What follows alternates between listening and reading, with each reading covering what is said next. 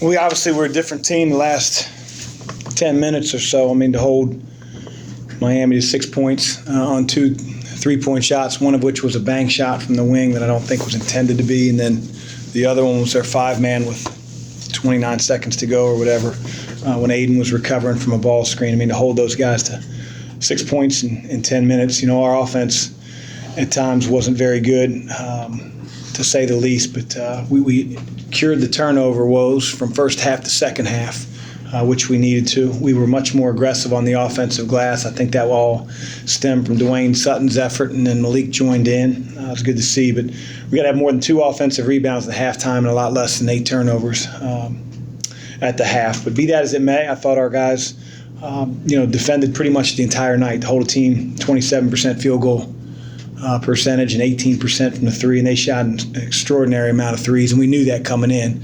But see 23-point shots in the first half, and they only scored 20 points. We used our defense when our offense wasn't there. Questions? Dwayne, I think, was out there for pretty much the whole second half. What was he doing that made it so hard to pull him off? I mean, he just plays so dang hard, and I think as I pulled him off at the very end, Lucas, I told him that, you got to be that guy in the beginning of the game for us. You really do. And as much as I want to applaud him in the second half, he's been through enough wars. I mean, he's a fifth-year senior. He's seen so many different games. Like, whatever it takes to get his motor revved. I mean, he doesn't need a coach peeling the paint off the locker room wall to get going, or shouldn't need it. And I don't think he does. And so it was nice that he gave the tornado-like effort in the second half. And he's not alone. But I need to see that to start the game and to play that way throughout the first half.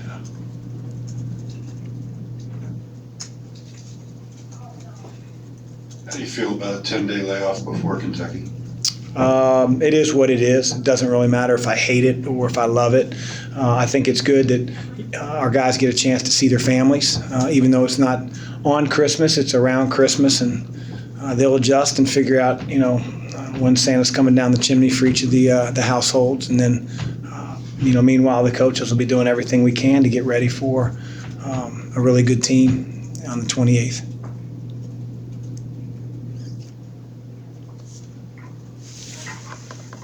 Jordan maybe needed a little bit of time to get going. What did you think of his shot selection in the first half and just in general, even in the second half? What did you think of it?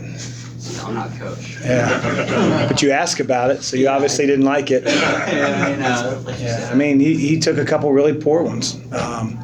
And again, I'm going to keep saying the same thing over and over, and that's why we pulled him the last 4 minutes of the first half. He took an absurd shot, and so it wasn't just Jordan. We had other guys shooting quick, and guys weren't ready to offensive rebound. And, I feel like a broken record. And I told the team in the locker room after the game, with so many fifth-year seniors on the roster and a system of play that I believe they believe in, they have to honor the process and be ready to do what we're supposed to do from minute one. And so that's why we pulled him. And, again, he's one of the elite scorers in the country. He's being overplayed. He's being bumped, pushed, not in a referee should have called it type manner, but that's what happens when you get circled on the scouting report. And he has to let the game come to him. If we run a play for him, which we have, that doesn't mean that he shoots on that time. And he did the one time. That's why we pulled him out, and he knows that. He's a very coachable kid. He just gets too geeked up and has too much confidence at times. But it was corrected in the second half. He hit some shots, but we moved the ball much better in the second half. Did you think the reason Miami was hanging around so much early on before, I guess, the last 10 minutes was because they were beating you guys on the glass a lot of the times, or was it something else? I mean, that's a way to keep us, to keep up with us. I don't think we gave great effort to the offensive glass like we did in the second half. I thought Steve was MIA. And we're used to being able to go to him. I mean, when he ends the game with 1 for 3, 4 points against a 6'7", 270-pound center, it hurts our offense. And that's just the cold, hard facts. And we have to be able to rely on him to get paint touches and not settle for turnaround face-up jumpers for 15 to 17 feet. Anyone else with questions? It's 44-40. What's your anxiety level at that point? Do you think that this is a game that you expect to take control of at some point?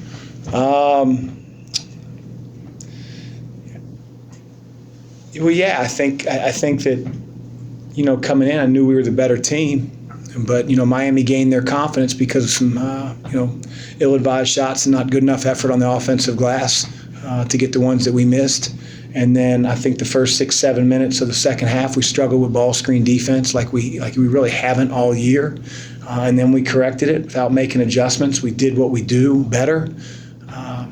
And so I'm happy that we were able to sort of pick ourselves up and figure out a way to defend the actions that were hurting us. But again, I go back to fifth-year seniors had to be a little bit more ready to be the team that we practice to be every single day. It seemed like the guard play was more consistent relative, I guess, to other guys on the team. What did you think of that as a Yeah, I thought Darius was terrific tonight. They tried to play way off of him a few times. He had open shots. I know he didn't shoot well overall from the field, but he hit a couple threes. I thought his defense was terrific. He gave great ball pressure. He blocked out. He was a pest when they were trying to find cutters off screening actions. I thought Darius did a really good job tonight for sure, and he played the most minutes of any of our point guards. David, probably going to say the same song and dance for him for a while. Some good, some not so good. And I thought Fresh was solid. We kind of talk about the human factor in these. I don't know what your experience is on these last games before break or whatever. You don't expect fifth-year seniors to struggle with it, but is that a factor too in some of these games? You never know where 19, 20, 21-year-old guys' heads are at when they know they're going home to see their family. They probably have their bags packed, but we can't pack our minds before the deal is done. We talked a lot about it. Just happy that we were able to finish the game the right way in such an overwhelming fashion in the last 10 minutes. But, you always worry about that as a coach. Chris, what will the plans be? Will you give them a few days off now? Yeah, they'll have a few days off, and then, we'll reconvene well before Christmas. So they won't have Christmas at home or Christmas Eve or, really by the end of the weekend they'll be back. So they get a couple days, and then we'll turn their attention to a good team for the 28th. One more here. Chris, how do you coach killer instinct? Is that something that, from your experience, that your team just has? And you mentioned having the experienced guys who should come out playing from the beginning. Is that something where? Well, the other team gives scholarships too. I know that we're Louisville, but they're really incentivized when they walk into the Yum Center. They had an opportunity to play their asses off and play the number 3 team in the country, and every contested shot for a little while is going to go in. They're going to get all excited, but I think you saw in the last 10 minutes who our team can be. I didn't think we had hit the panic button by any means. I thought our defense completely clamped down. We had a season high of 10 kills, which 3 stops in a row is a kill. So I've been preaching to these guys all year long that there are going to be nights when our offense isn't clicking. When we're missing shots, when teams are really disciplined to block out, and you can't get second shots, and they don't turn the ball over because they're really trying to work the clock and get a good one. And it's nice to know that in those times you can really hang your hat on the defensive end. For us to get 10 kills in a game that for 30 minutes they were right there with us, I think says a lot about our ability to get stops. Thanks, Coach. Yep. Thanks.